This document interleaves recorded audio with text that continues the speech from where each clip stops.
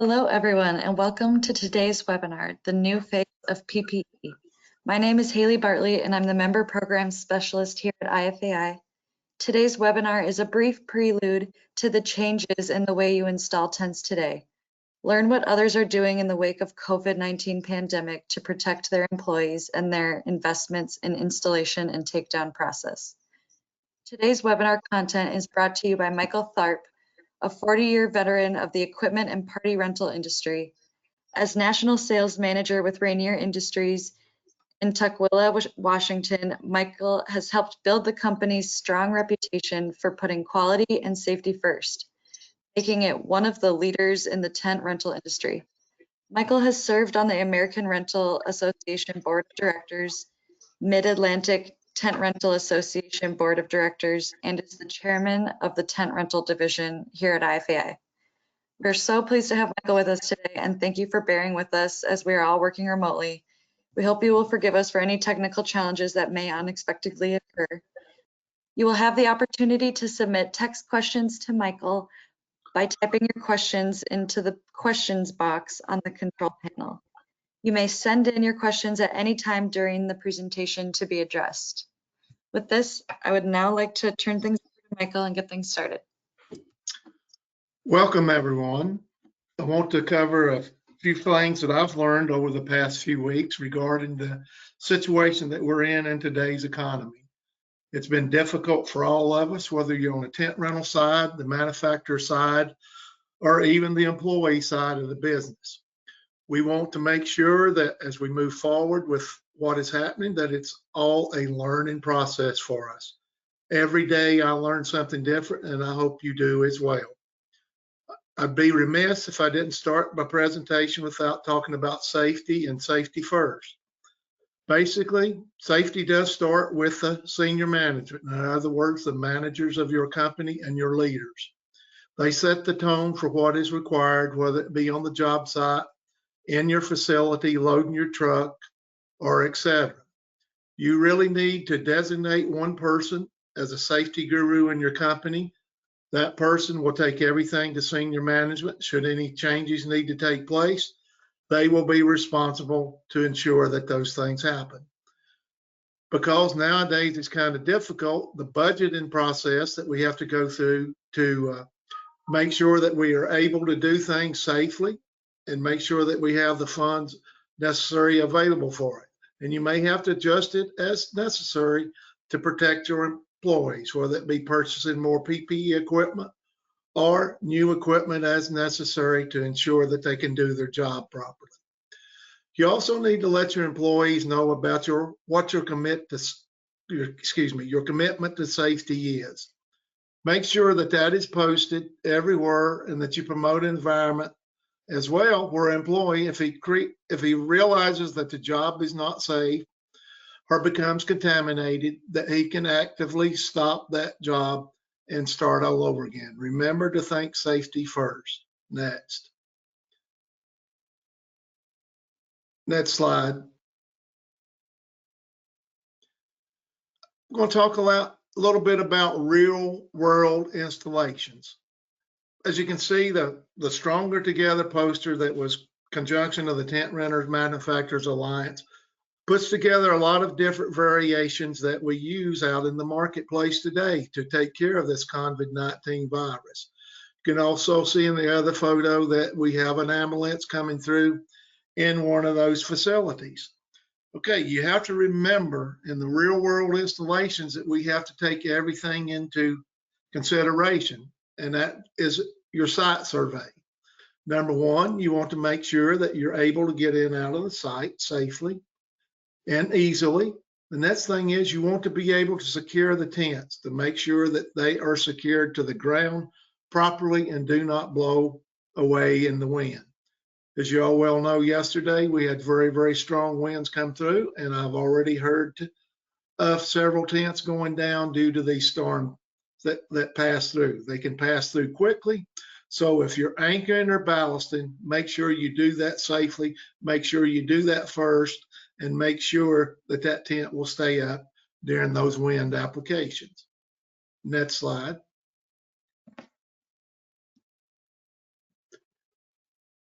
Any installation, you need to know about the public utilities. Most of the time, if you dial an 811, they would love to have a 72-hour notification for installation.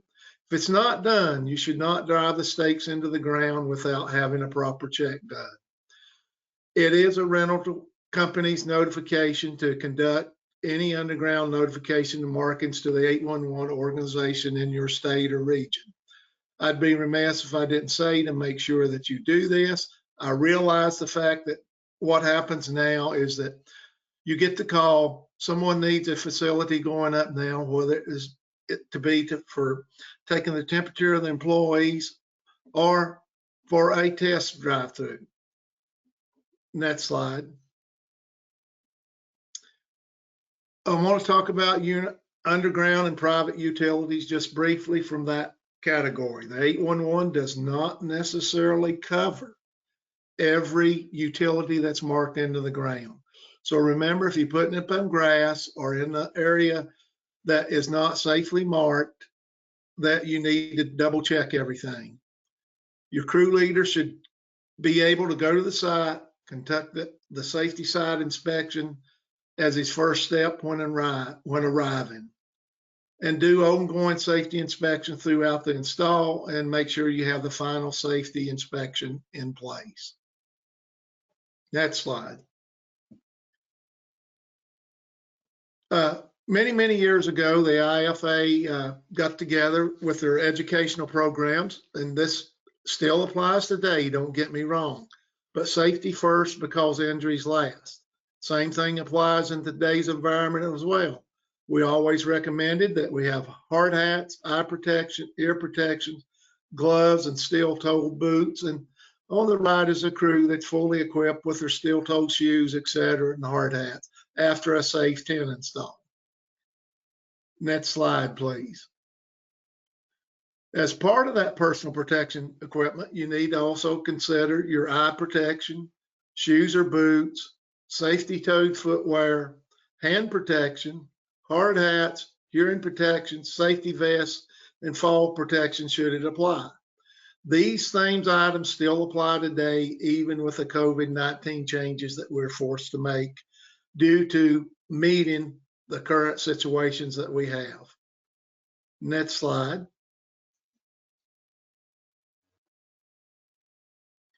Now, today, this looks somewhat different. You may need to have a face mask for sure, or even a face shield, depending on the type of install that you're doing. But even in the government regulations today, even from CDC, we need to maintain our 6-foot safety distance, and they also recommend wearing face masks as well. Eye protection if you need it, should you be spraying disinfectant or cleaning the tent in hand or even the sidewalls. Rubber gloves to possibly protect your hands. Protective gowns may also be required depending on what you are doing. Also shoe covers so that you don't drag any virus or any contaminants from the place that you're doing the install back into your shop area or even to your homes in the evening. But basically, these are all new items that we have to look at. So you need to make sure that you get a list of those items and have those available for your employees. Next slide.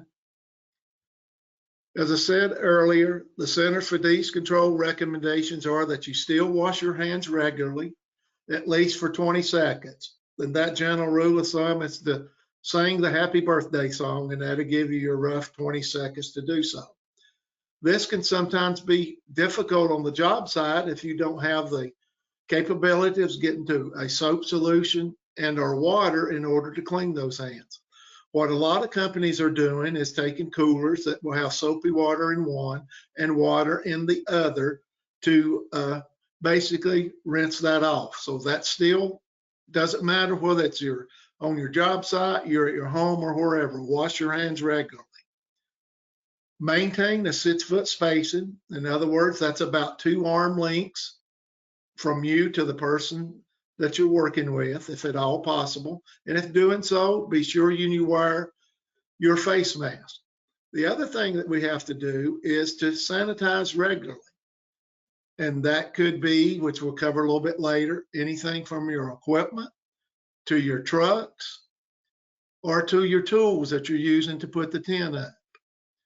All of these recommendations, as I said, would apply not only to your home, but also your job site and your working environment as well. Next slide. Always, we want to keep your employees safe. If you notice this, and I'll give a shout out to Ed Knight of Event Quilp in Pennsylvania. Basically, he supplied some of these photos along with Nick Nadino with PTG Event Services. As you can see, his crew is all getting ready to go to the site. So everybody's having their mask on. They basically got their safety shoes on, and they have their other safety equipment in the truck as well. Next slide. Before we do this, you may want to go ahead and take care and sanitize the equipment that you're going to be using, because any place that you come in contact with or pull is a source of a possible contaminant that you could carry on to the site and to your employees as well when you get on the site. So spray that equipment down for use and ensure that whenever it's handled, that basically we have no chance to transmit that virus. Next slide. Don't forget the last and first points of contact when you get to the job site as protection. You always close your truck door so that it's transported safely and that things get to the job site as they should. But it's also the first point of contact when they get to the job site. A lot of times, I know what it's like as a driver of a truck. You'll get out of the truck, you won't put your safety gloves on, and therefore that's be the first point of contact for them to catch a hold of. So basically in this category, sanitize everything, and then when you get ready to leave the site, sanitize it again as well with your sprayer, so that when you get back to your facility, that the first point of contact for the person that's going to unload a truck is those handles, so that because you've been on a site, you want to make sure that they don't catch anything or anything is transmitted as well. Next slide. Keep a safe distance. That's always a good rule to follow. As I said, the CDC recommends at least 6 foot difference between employees, etc.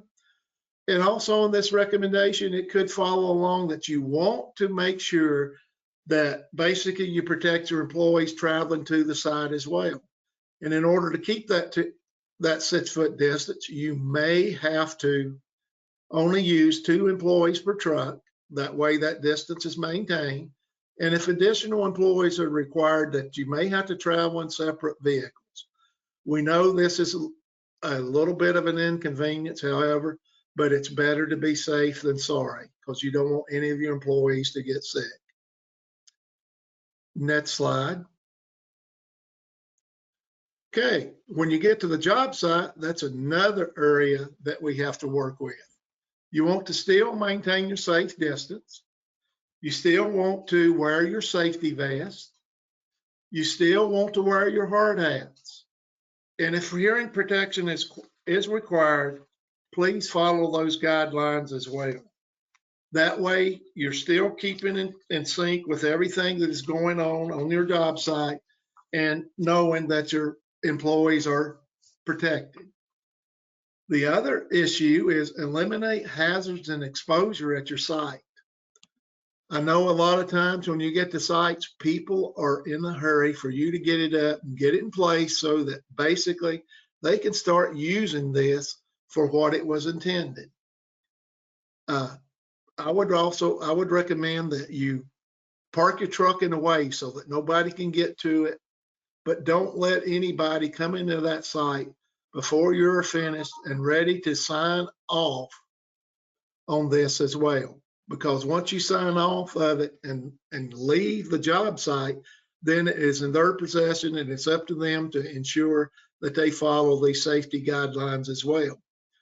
But I've heard many tales based on the conversations I have with the customers that go to go out to these sites and they start getting the tent close to time it's being used, they're wanting to move equipment in, they're wanting to move tables in, but please do not let them do that until your employees are safely away from the site. Next slide. Okay, this is going to be a subject of conversation, and definitely if someone has questions, I'd like to pipe in. I put this out there as an extreme, but what happens when you get called back to the job site after it's already installed and they've been using it, the tent for either testing purposes and or treatment, et cetera, like that before they get into the hospital. But what I'm saying there is, from what I understand, is that definitely you can still do this, but you need to make sure that you have the proper PE when you go in. It could be your gloves, your mask, even your gowns or covers and boot covers as well. But you also need to make sure that you disinfect the site, so that when you get in there, the first thing you want to do is evacuate the tent. Make sure that everyone is out of the tent. You do not have to move the equipment or anything, but you may warn them that you may have to spray that equipment to protect your employees, depending upon what the issue is. It could be the simple thing as a sidewall that basically needs to be replaced, or sidewall gets loose or anything like that, or possibly even someone coming in with a truck that has a rack on top or a ladder on top of it that could actually come in contact with your tent frame and or your top and make tears as far as that goes. But you want to make sure you're safe.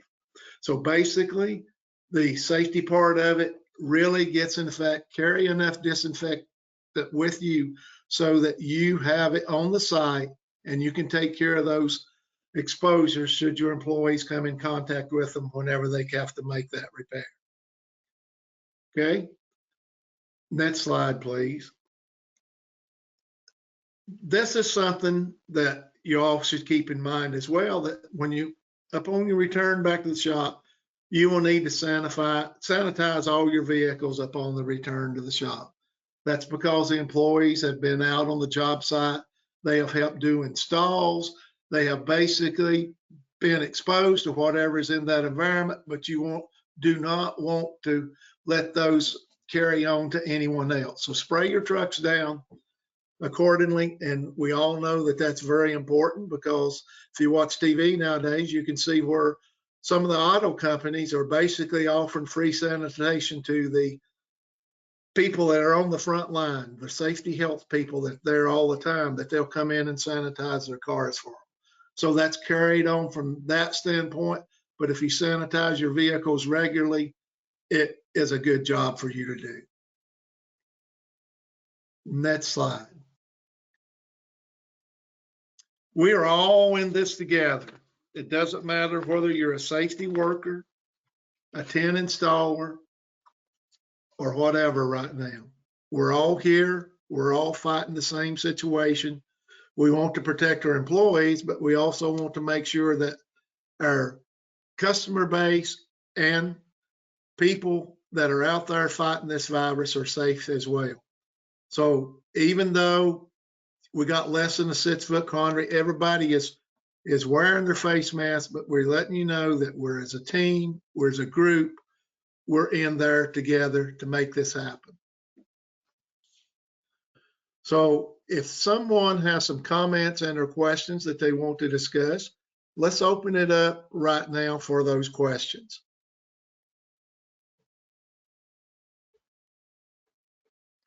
Anything? Scott Go ahead. Bryant has a question for you. He says, any idea how long to leave the sanitizer on items? The sanitizer on the items is a 10-minute dwell time. Okay, so in other words, if you spray that, it needs to stay on there for 10 minutes for it to really become effective. Great.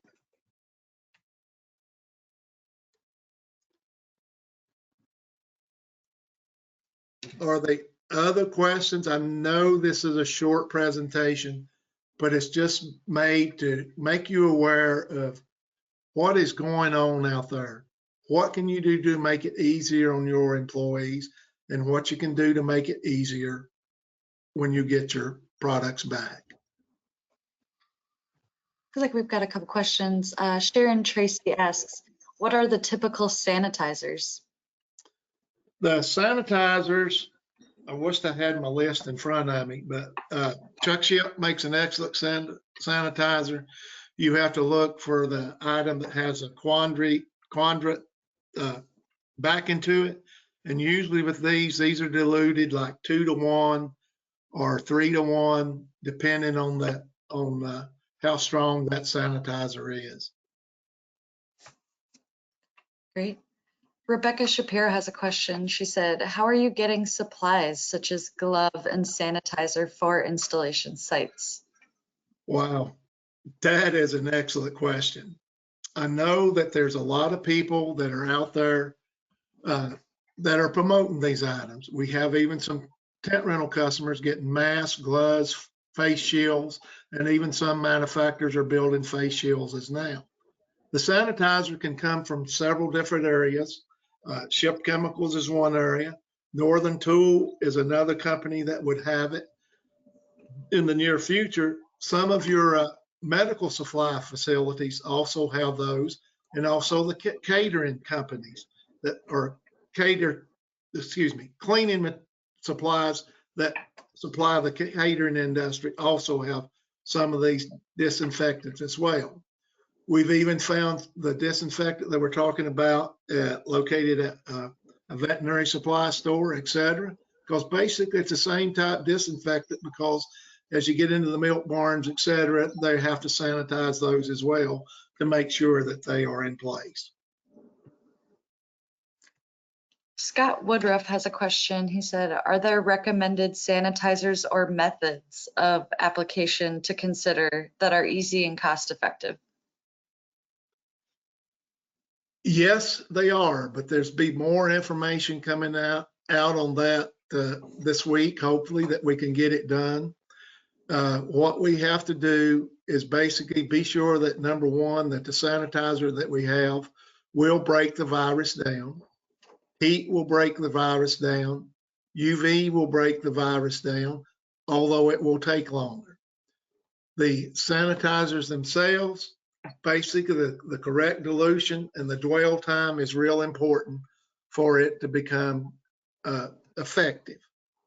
There will be a listing that we'll be working on that comes out and tell you what sanitizers that have the correct chemicals in it. That is presently in process of doing right now in conjunction with the tent cleaning professional such as Chuck Ship that provides these items. We're working with our vinyl suppliers in order to make sure that we do it, and also experts in the field as far as that goes, to make sure we get all the steps and processes down place. I don't have the answers for you today. Okay, we have another question from Juan Muniz. He said, do we know if N95 masks can be used without formal respirator policy? I'm gonna be honest, I do not know the answer to that. If someone's on that does have more experience with N95 mask, please pipe in for me.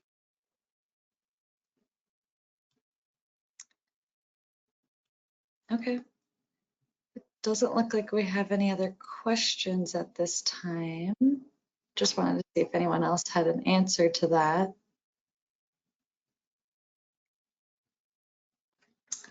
No. Well, let's go down one more slide. Oh, you do? Yeah, I think I do. If not, well, if anyone wants to contact me about some of their trials and experience with that, I can be reached at Michael T at Rainier, RAINIER.com, or even supplying photos so that I can improve this presentation for the future. Or you can call me on my cell at 864-200-1465. Great. Thank you so much, Michael, for this conversation today. If you have any questions about today's content, feel free to reach out to Michael or myself at any time to be connected.